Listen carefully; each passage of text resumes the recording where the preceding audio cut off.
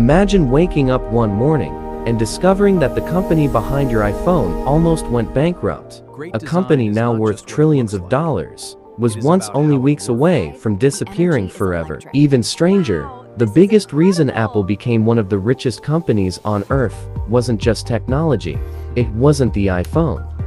It wasn't Steve Jobs alone. It was a series of brutal business decisions, psychological tricks, and an obsession with controlling every tiny detail of your life.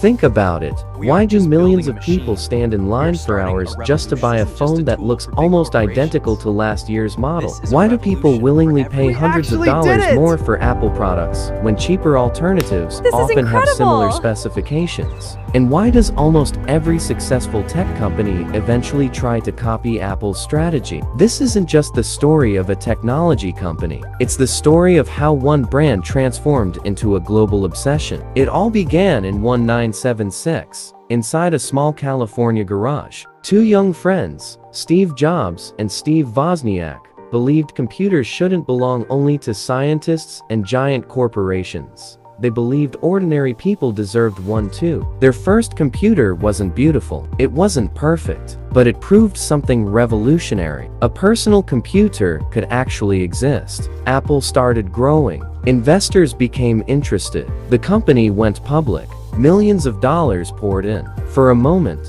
it looked like Apple had already won, but success didn't last. Internal fights exploded. Executives disagreed with Steve Jobs. The board believed he was too emotional, too demanding, and impossible to work with. Then came one of the most shocking moments in business history. The man who helped create Apple was forced out of his own company. Steve Jobs walked away. Apple stayed. And almost immediately, everything started falling apart. Sales slowed. Apple was losing money. Its products confused customers. Too many models, no clear direction. The company that once inspired the world had become a mess. Then, in 1997, Steve Jobs came back, but instead of launching dozens of new products, he started deleting them. Almost 70% of Apple's product lineup disappeared. People thought he was crazy. Jobs believed something different. He once said, "Deciding what not to do is just as important as deciding what to do." Apple stopped trying to please everyone. Instead,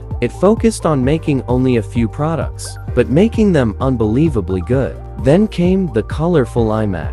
It wasn't just a computer, it was a statement. Sales exploded. Apple survived. But Steve Jobs wasn't finished. He had a much bigger vision. He wanted Apple to become the center of your digital life. In 2001, Apple introduced the iPod. Thousands of songs inside your pocket. The slogan was unforgettable. 1,000 songs in your pocket. But here's the genius part. The iPod wasn't the real business. The real business was iTunes. Apple connected hardware, software, and music into one seamless ecosystem. Customers loved it. Once you bought one Apple product, buying another became easier. Every new device worked perfectly with the previous one. Leaving Apple suddenly became inconvenient. This strategy became known as the Apple ecosystem. Today, it's one of the strongest business models in history. Then came 2007, the moment that changed everything. Steve Jobs walked onto a stage, holding a device nobody truly understood. He said,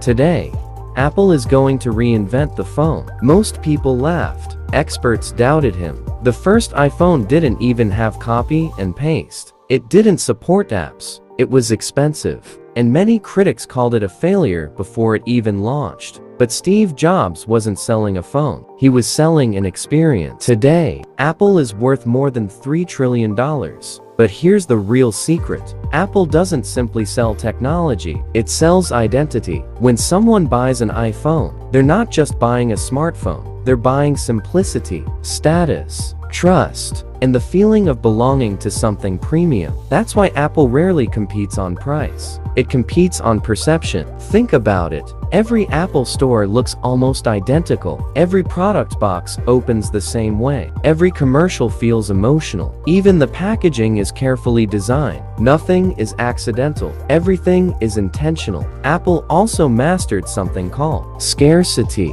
New products aren't always available immediately. Limited supply creates excitement.